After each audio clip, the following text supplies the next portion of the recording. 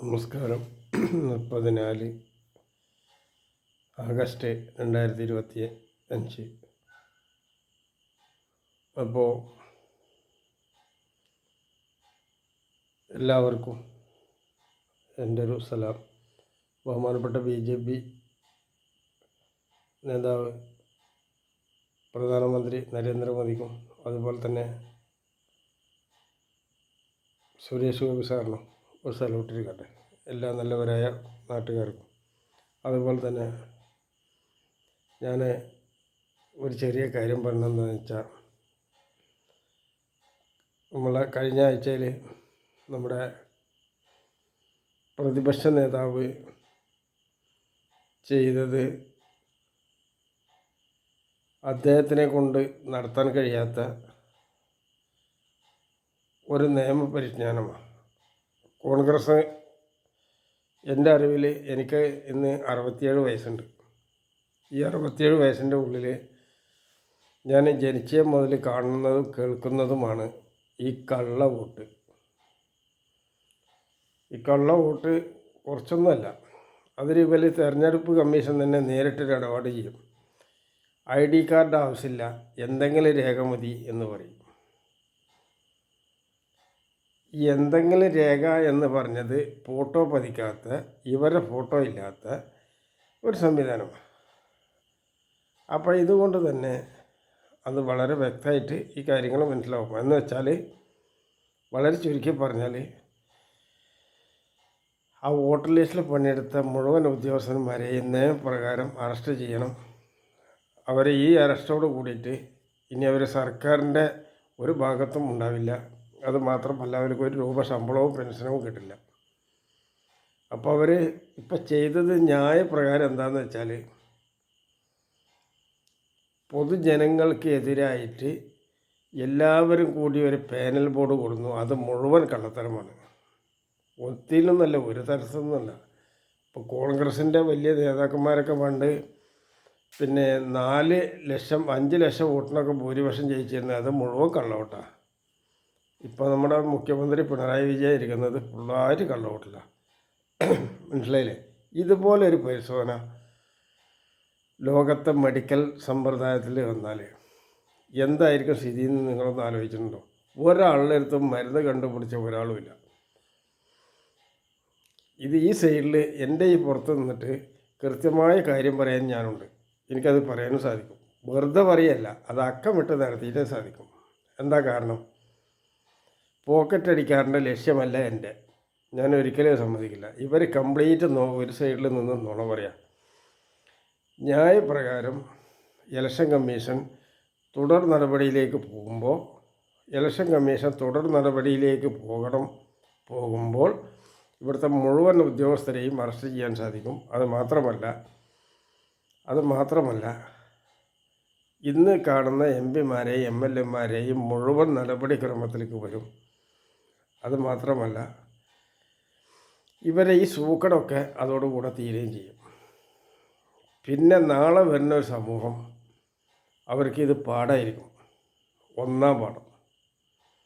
ഈ പാഠത്തിന് വേറൊരു പ്രത്യേകതയും കൂടി ഉണ്ട്. പിന്നെ കള്ളത്തരം ചെയ്യാൻ ആരും അങ്ങനെ ശ്രമിക്കില്ല. അതിൻ്റെ ഏറ്റവും വലിയ തെളിവാണ് ഈ കാണുന്നത്.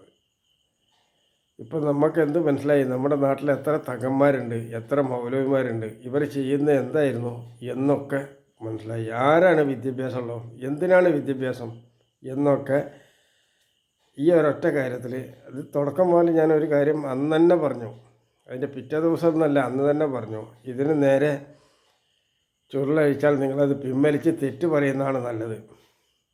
അല്ലെങ്കിൽ ഇത് കാര്യത്തിലേക്ക് കടന്നാൽ വലിയ പ്രശ്നങ്ങളുണ്ടാകും.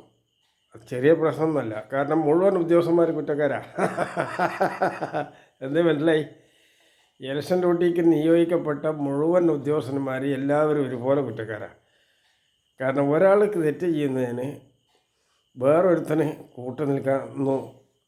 അത് ഇവനെ കണ്ടെത്തിയിട്ട് ഇവർക്ക് മിണ്ടാൻ കഴിയേണ്ട വന്നു. അത് എന്തായാലും ക്രൈമിലേക്ക് കിടക്കും, കുറ്റകൃത്യമാണ്.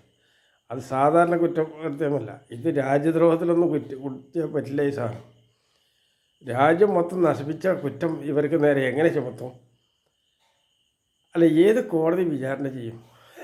കാര്യമായിട്ട് ചോദിക്കാം, ഏതാ ഇതിന് കോടതി? ഇവരൊക്കെ ഈ കൂട്ടത്തിൽ പങ്കെടുത്തില്ലേ? ഇവിടുത്തെ എല്ലാ സിവിൽ ജഡ്ജിമാർക്കും ഈ കാര്യം അറിയാമായിരുന്നില്ലേ? എന്നിട്ട് എന്തിനാ ഇവരെ പൂത്തിവെച്ചു? മനസ്സിലായില്ലേ? ഇപ്പം BJP കൊടുക്കാൻ വേണ്ടിയിട്ടാണ് ഇവർ വന്നത്. എന്നിട്ട് എന്ത് സംഭവിച്ചു?